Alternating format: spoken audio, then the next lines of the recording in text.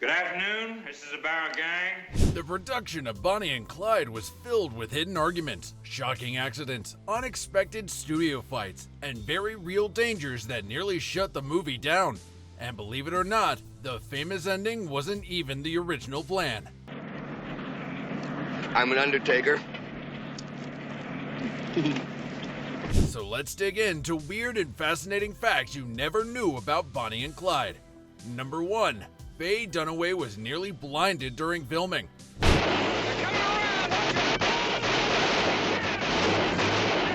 During the scene where Bonnie looks out a car window as bullets explode around her, debris and squib smoke blasted directly into Faye Dunaway's eyes with far more force than anyone anticipated.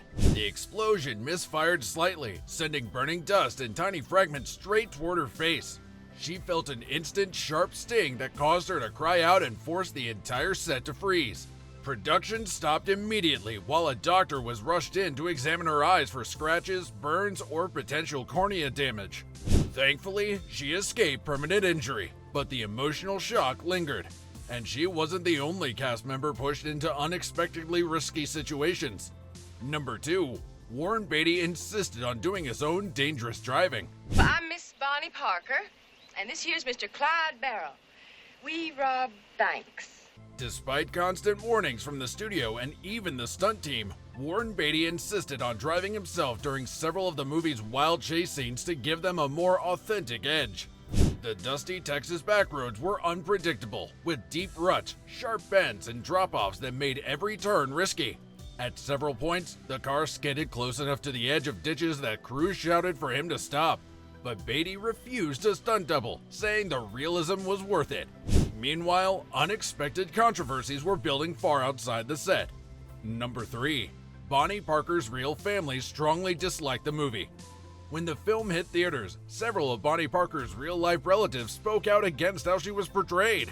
They argued she never dressed glamorously and felt the movie turned bank robbers into romantic icons. One frustrated family member wrote a public letter criticizing Faye Dunaway's elegant appearance, claiming it turned Bonnie into a stylish legend instead of showing the harsh reality of her life. Their complaints added fuel to early backlash from critics who felt the movie glorified criminals. And that clash wasn't the only major disagreement surrounding the project. Number 4. The studio originally wanted the movie to fail. Warner Brothers executives disliked almost everything about the film from its earliest stages. They complained it was too violent, too artistic, too strange, and too different from typical Hollywood productions. Some executives even suggested dumping it quietly into a few theaters so it would disappear without embarrassment. Warren Beatty believed in the project so strongly that he volunteered to slash his own salary to keep filming alive.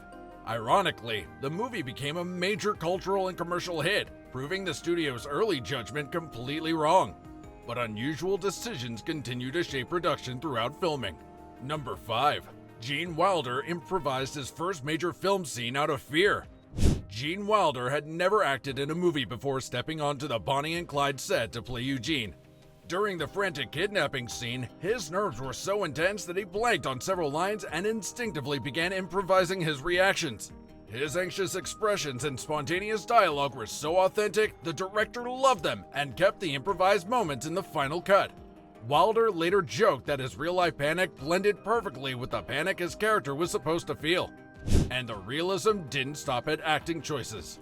Number 6. The bank robbery scenes were shot in real operating banks.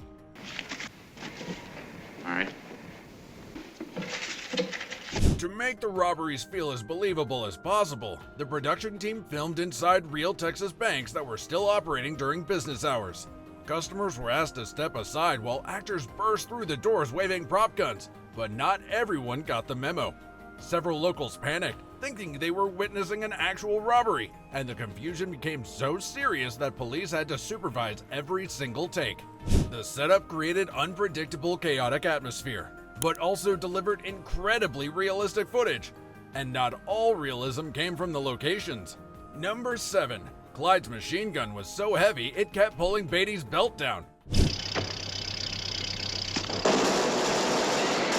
The production used vintage-style replica weapons built to match the weight and feel of the real Barrow Gang guns. Warren Beatty quickly discovered that Clyde's heavy machine gun was a serious challenge to handle while running. The weight constantly dragged his belt downward, and more than once, he nearly lost his pants mid-scene. He often had to juggle holding the gun in one hand and keeping his clothes together with the other. It became a running joke among the cast and crew throughout filming. And wardrobe trouble didn't end there. Number 8. Faye Dunaway's dresses were so tight they caused constant pain. To maintain Bonnie Parker's iconic, stylish look, the costume designers dressed Faye Dunaway in perfectly fitted vintage outfits of the 1930s.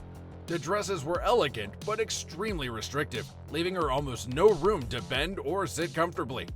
Some were so tight she needed special leaning chairs between takes because sitting normally was impossible.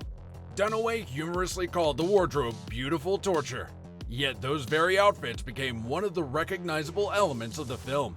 And one wardrobe issue kept creating problems from start to finish. Number 9. Warren Beatty wore the same suit for most of the film. Because Clyde Barrow was known for his signature sharply dressed look, Warren Beatty wore nearly the same style of suit in scene after scene. But filming in windy, dusty Texas meant the suit became dirty within minutes. The wardrobe team had to create multiple identical duplicates so production wouldn't grind to a halt every time the original got stained. Keeping the suits clean and consistent became one of the most unexpectedly high-maintenance tasks on the entire set. And the wardrobe wasn't the only challenge the studio had to handle. Number 10. The film's violence was so extreme it nearly got banned. Sal told me this tale on the evening. In the 1960s, mainstream movies rarely showed blood or graphic gunfire. Bonnie and Clyde shocked audiences with its sudden violence, its stylized slow-motion shots, and its brutal final ambush sequence. Some theater owners refused to screen it at all, fearing public backlash. Others praised it as revolutionary and daring. The controversy exploded nationwide, and the film's bold depiction of violence helped reshape the future of Hollywood action and drama. And behind that violence was surprisingly creative sound design. Number 11. Gunshot sounds were made using firecrackers in metal containers.